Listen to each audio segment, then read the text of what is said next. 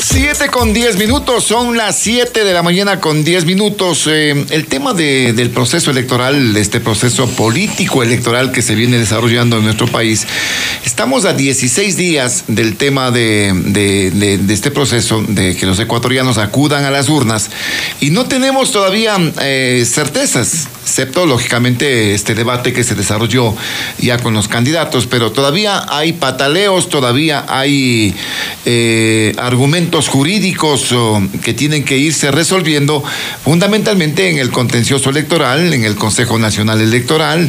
Ahora miren que ya también está un consejero del Consejo de Participación Ciudadana que lo van a llamar al contencioso. El presidente de la República, en base a una carta que envía el consejero Ulloa del Consejo de Participación, le pide que se investigue el tema de las papeletas, que Álvaro Noboa sigue en el pataleo, que la gente no sabe específicamente cómo tiene que votar. Ahora hay que votar en lista cerrada, cuidado que voten entre listas porque van a anular el voto. Bueno, tantas cosas que se dan en este momento y que realmente nos pone como las incertezas. No tenemos una claridad.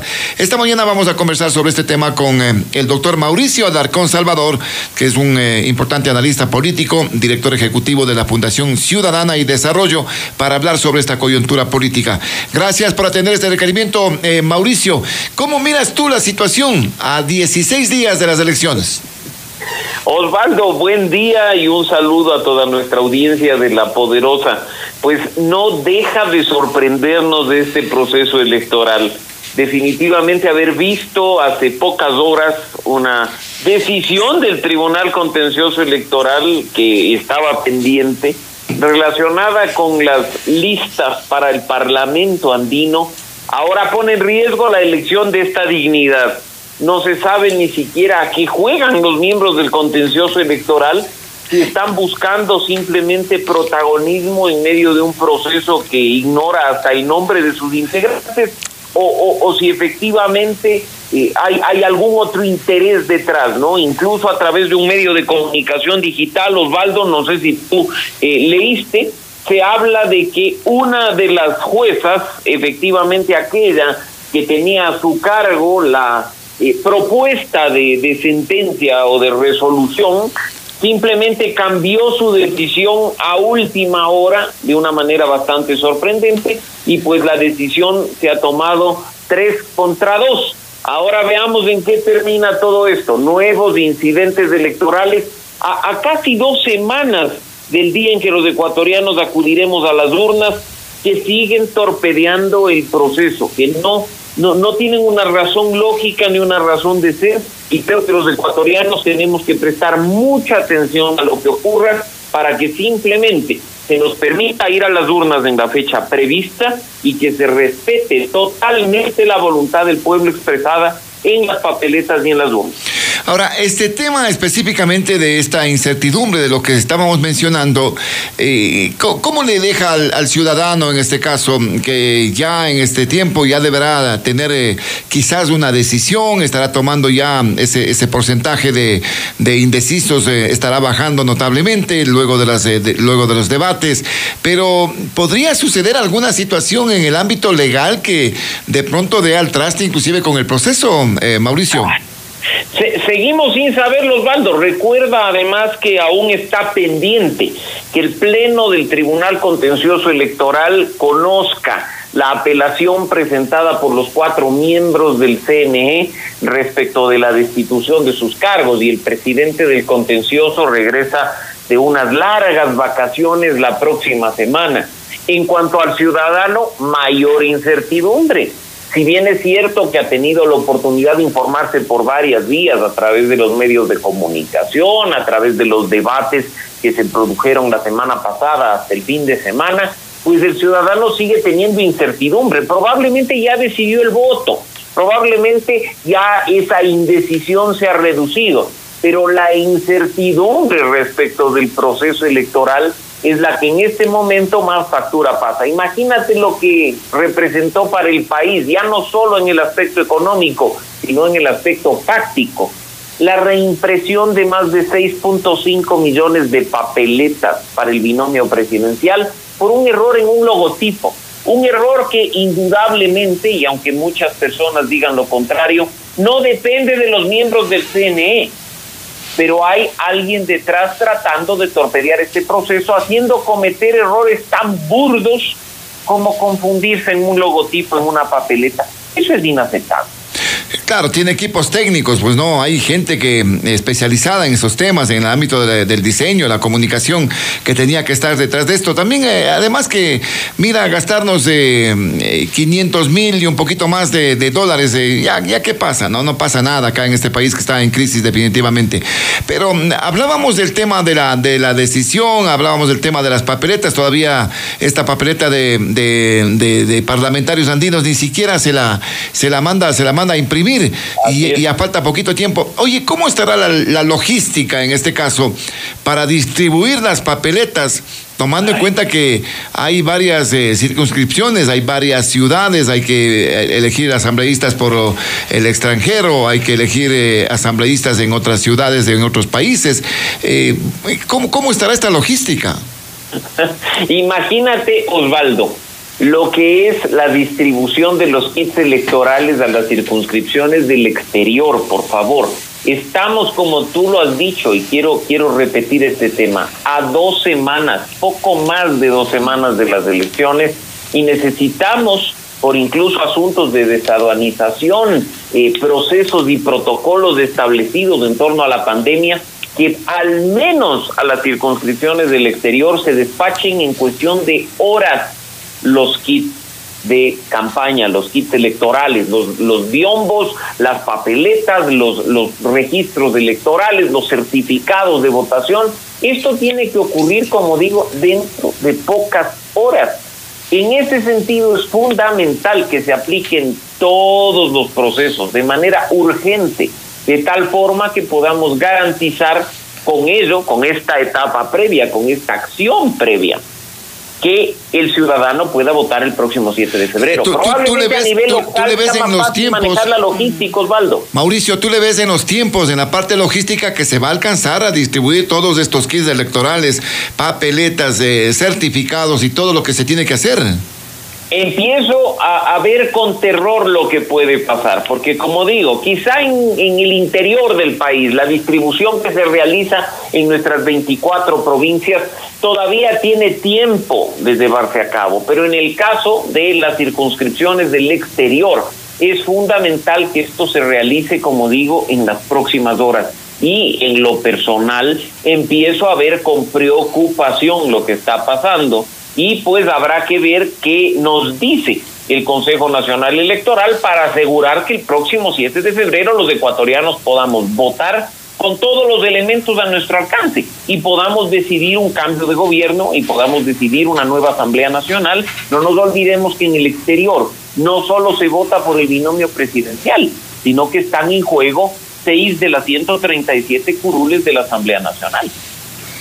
Doctor Alarcón, buenos días. Está todavía latente este debate que se realizó el fin de semana en los medios de comunicación, esto ordenado por el Código de la Democracia y también por el Consejo Nacional Electoral. Para su criterio, ¿hubo ganadores, perdedores? ¿Hubo en verdad el verdadero debate? Porque un debate es pues plantear ideas y también sobre todo sustentarlas, cómo van a ser las propuestas. ¿Hubo ganadores, perdedores? Incluso, doctor, hubo hasta un candidato hasta drogado. ¿Qué pasó? Escopolaminado, exactamente.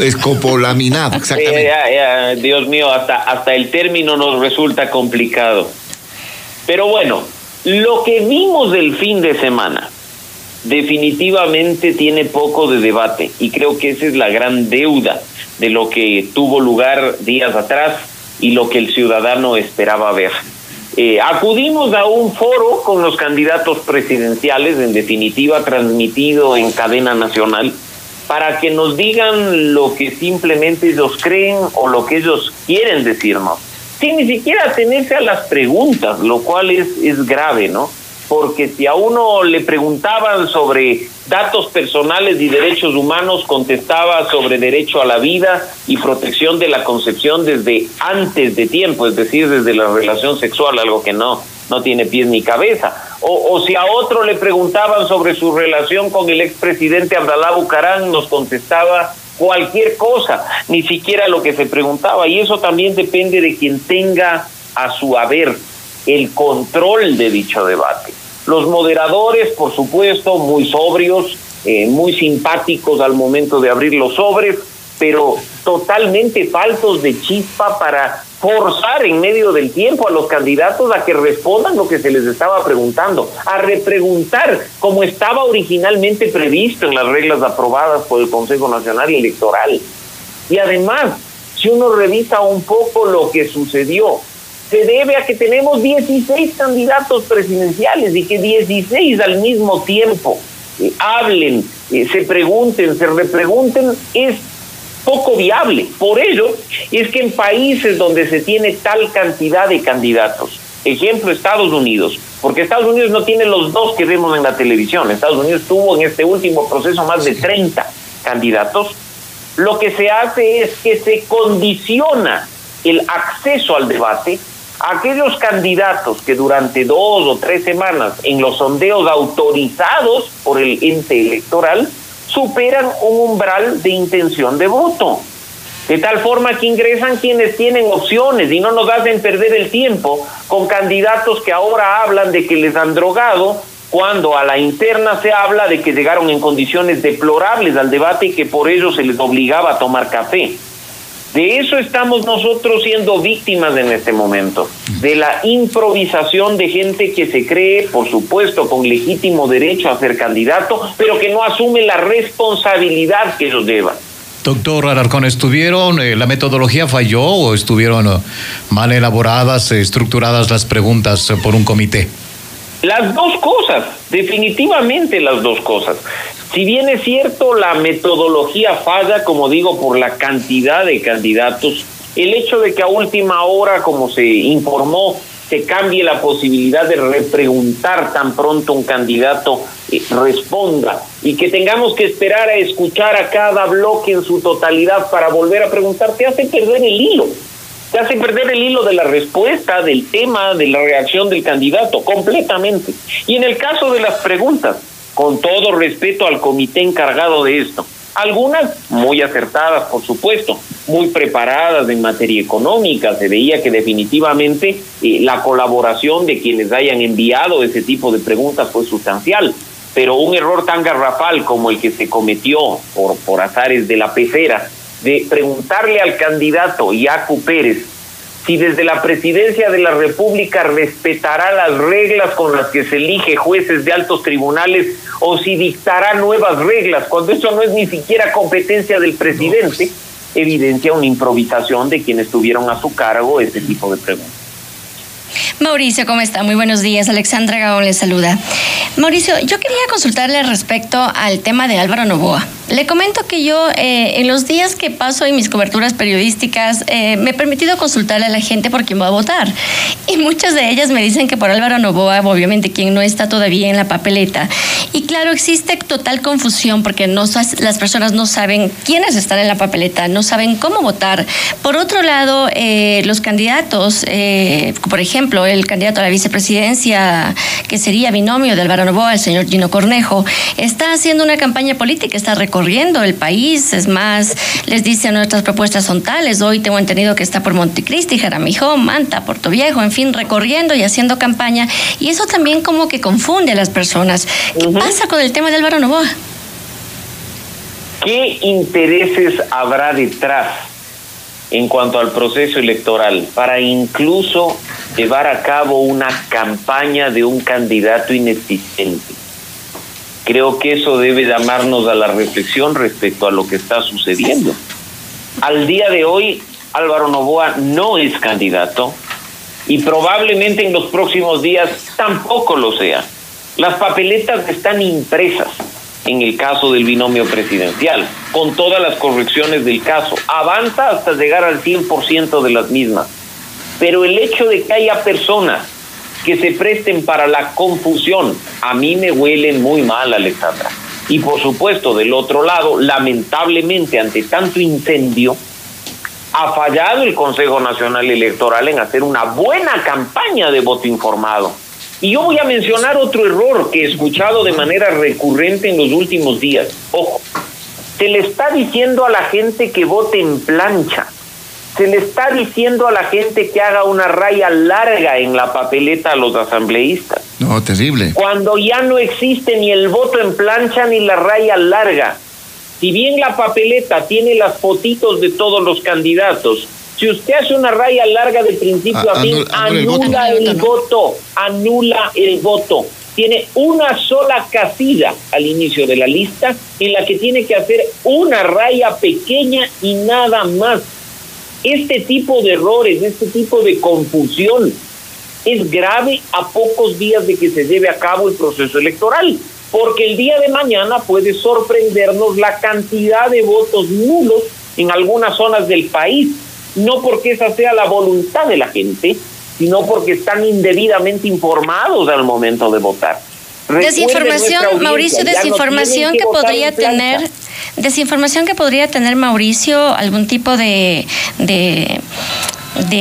amarre, tal vez, algún tipo de intención atrás.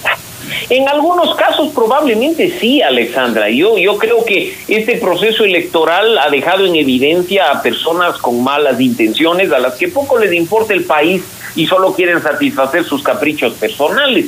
Pero del otro lado creo que también hay una enorme ignorancia por parte incluso de las organizaciones políticas que desde una postura cómoda, porque nosotros somos quienes les pagamos la campaña, o simplemente porque están ya acostumbrados a terminología electoral y ni siquiera se han dado el esfuerzo de leer las reformas del Código de la Democracia, salen a pedir el voto de determinada manera, haciéndole daño al proceso electoral. Así es que yo creo que es una combinación de las dos cosas. Por un lado, sí, intenciones que apestan, pero por otro también la comodidad y la ignorancia de organizaciones políticas y de candidatos que creen que pueden llegar al poder con el mínimo esfuerzo. Ahora, Mauricio, pero en este caso de lo que habíamos señalado, le corresponde al Consejo Nacional Electoral, tomando en cuenta esta reforma que existe, de introducir una campaña del voto, para votar informadamente, ¿no? En este caso, el voto informado. Por supuesto. Es que tú no sabes, y mucha gente pregunta, ¿podemos escoger entre listas, entre candidatos? Y ya no, solamente en el casillero que se encuentra. Ahora es una votación cerrada. Entonces, si votas por el primero que lo viste en la lista, votaste por todos. También esta es la situación, definitivamente, que a mí no me parece, pero así están las reglas del juego. De todas maneras, el proceso, tú le ves que tendremos que llegar ya, faltando tan poco tiempo para el próximo 7 de febrero, llegaremos. Yo creo que tenemos que llegar ya en este punto, a tan pocos días, después de haber sorteado varios problemas, la situación es llegar, y llegar en las mejores condiciones. Ya ni siquiera, te diría yo, llegar de manera perfecta o llegar sin errores o que todo salga bien, no, al menos lleguemos de la mejor manera posible. Los errores, los baches que han sido superados deben estar ahí, pendientes, para discusión una vez que pase el proceso electoral, para ver si demandan reformas a la ley, al Código de la Democracia, si demandan reformas a los reglamentos del Consejo Nacional Electoral, si es necesario llevar a cabo acciones a la interna de las organizaciones políticas para depurar lo que vive el Ecuador, de cara a un proceso que, aunque parezca lejano, Osvaldo, está a la vuelta de la esquina. Las elecciones seccionales de 2023, considerando que hay que hacer todo un año por anticipado, están literalmente a un año de distancia, ¿no? Que es un tiempo que parece larguísimo, pero no lo es. Así es que tenemos que empezar a corregir todos los errores que estamos identificando en este proceso para evitar que puedan repetirse en un proceso tan cercano como el que tenemos para elegir en pocos meses alcaldes, prefectos, concejales. Ahora, en el ámbito de lo que significa la ciudadanía y de lo que se ha hecho, más la campaña, más la participación, tanto en redes, una campaña realmente, ¿le ves tú un tanto virulenta específicamente con relación a ciertos candidatos, en este caso, que se están evidenciando de pronto en este momento? Incluso esa virulencia, Osvaldo, va de la mano de cuentas oficiales, ojo con esto, porque además se han dado el trabajo hasta de verificarlas, que en redes sociales están difundiendo desinformación y noticias falsas. Hemos visto que en las últimas horas, en los últimos días, simplemente han aparecido como por arte de magia cuentas en redes sociales, Facebook y Twitter, que están haciendo una campaña de desinformación brutal.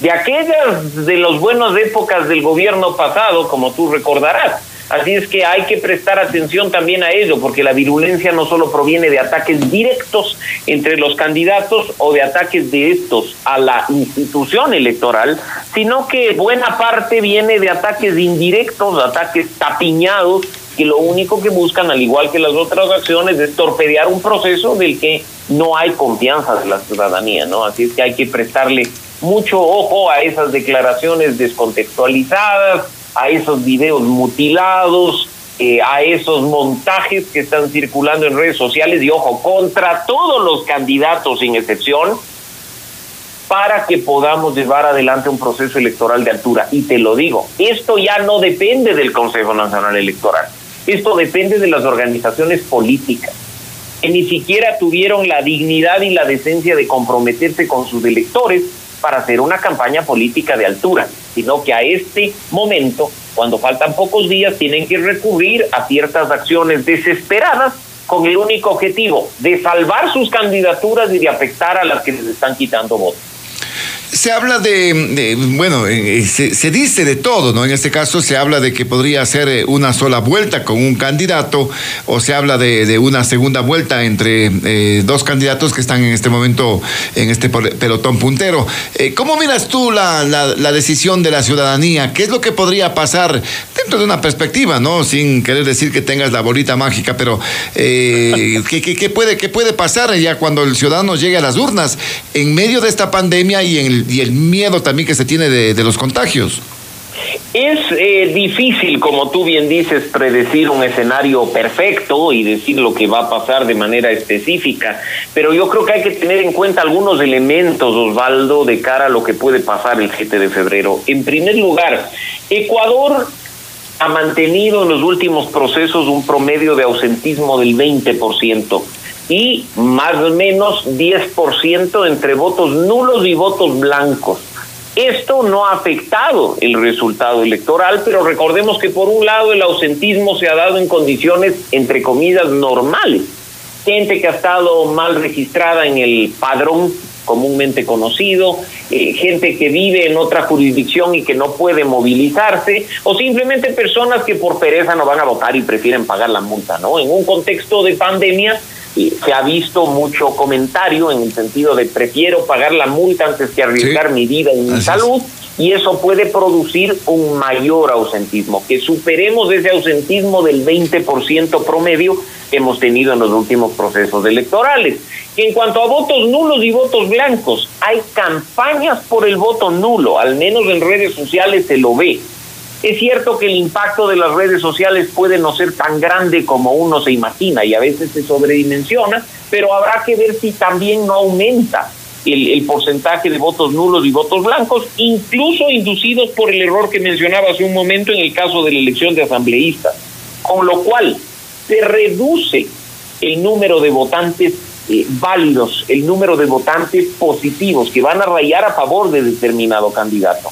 De acuerdo a lo que se han presentado en los últimos estudios de opinión, en los últimos sondeos y en las últimas encuestas realizadas, no ha cambiado sustancialmente aquello que se decía antes de que empiece la campaña electoral, ¿no? Un pelotón puntero integrado por 3 candidatos con diferencias, yo diría, considerables de voto entre ellos, 4 o 5 puntos, en el que se encuentra el señor Arauz, el señor Lasso y el señor Pérez. Un pelotón ahora intermedio, aunque sin significancia mayor en el tema de número de preferencias, que tiene a su cargo tanto el señor Herbas como el señor Isidro Romero, y todos los demás en un pelotón colista que definitivamente con probabilidad será sancionado por el Consejo Nacional Electoral al no llegar a la base mínima, tanto para mantener vivas sus organizaciones políticas como una tarjeta amarilla respecto a devolver el fondo de promoción electoral, ¿no? Y los ecuatorianos, creo que llegados a las urnas, difícilmente cambiarán su voto. No creo que haya sorpresas en cuanto al proceso electoral. A estas alturas es muy difícil que eso ocurra o que surja un outsider faltando 2 semanas para las elecciones. Difícil. Y pues en definitiva creo que con ese escenario jugamos y con ese escenario llegaremos al 7 de febrero. Oye, ¿tu opinión de este otro candidato, Pedro José Freile?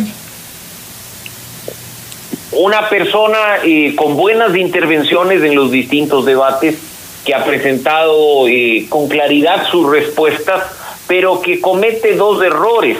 El primero, presentarse solo sin listas de asambleístas, es decir, sin tener una estructura y una base formal en las 24 provincias del país. Claro. Y el segundo, quizá el más grave, Osvaldo, participar por una organización política cuestionada. Recordemos que el movimiento que lo auspicia no es otro que el que dio vida el señor Daniel Mendoza, ex asambleísta hoy preso por corrupción, ¿no?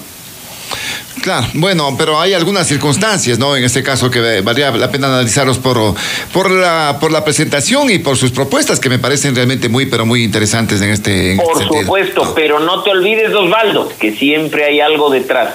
La organización política que auspicia a la gente. No esperemos que simplemente por el hecho de poner a una persona en determinada organización, la organización no esté detrás de ello, ¿no? Caso contrario, podríamos tranquilamente en este momento hablar de qué tan buen candidato o mal candidato es el señor Sañay, obviando que está como candidato por Fuerza Ecuador, el partido de Abdalá Bucaram y su familia. ¿Le ves con posibilidades a Abdalá Bucaram? A propósito, para la Asamblea, estuve mirando una última encuesta, bajísimo en el porcentaje Abdalá Bucaram, ¿eh? Parece ser que los ecuatorianos en ciertos asuntos mantenemos viva nuestra memoria, ¿no? Y el hecho de que este personaje se haya mantenido vivo en el contexto nacional, creo que le puede terminar afectando, ¿no? No obstante, ojo con este detalle, recordemos que la forma de elección ahora, por un lado en lista cerrada y por otro con el método de asignación de escaños de Webster, podría traer sorpresas en cuanto a quienes accedan a las últimas curules. No nos olvidemos que la lista nacional además es la más grande, Osvaldo. Son 15 curules en disputa y que de acuerdo al método de Webster, como sucedió en el último proceso electoral, bastaría tener el 3% de los votos para acceder a un escaño. Así es que hay que estar muy atentos de lo que pueda pasar. Sabemos que en algunos casos los sondeos y las encuestas demuestran un porcentaje menor que el que estoy diciendo, pero ya sabemos que todo puede pasar en un proceso electoral. Así es que a poner atención, definitivamente. Oye, a lo mejor tenemos el loco que ama en la Asamblea. Ahí sí tendríamos. Y con inmunidad, ojo con eso, ¿no? Oye, pero lo importante en este país al menos es que aquí no hay trabajo, hay problemas, pero al menos pasamos divertidos, ¿no? Eso sí, definitivamente. Siempre. La política en este país ni deja de sorprendernos ni permite que nos aburramos. Exactamente. Aquí estamos activos porque siempre pasará algo. Mira tú la maravilla esta, ¿no? De que un candidato ha sido escopolaminado a través de un café, que un salonero con insistencia le pedía, ahora que su candidata a la vicepresidencia lo abandona, porque la candidatura es irrenunciable, pero que lo abandona denunciando hasta violencia política de género. Y a ese señor le estamos dando $300,000 de un fondo de promoción electoral para que publicite su carita a costa de los ecuatorianos, ¿no? Así de maravilloso es nuestro sistema político, que como bien dices tú, permite harta diversión hasta el último momento. Sí, por lo menos entretenidos, porque el resto sí falta. Bueno, Mauricio, muchísimas gracias, muy amable por tus puntos de vista y por tu participación en esta mañana. Seguiremos conversando. Osvaldo, saludos a Alexandra y un saludo a la audiencia. Gracias al doctor Mauricio Alarcón Salvador, analista político, director ejecutivo de la Fundación Ciudadana y Desarrollo, hablando sobre esta coyuntura político-electoral. Vamos a la pausa, ya volvemos.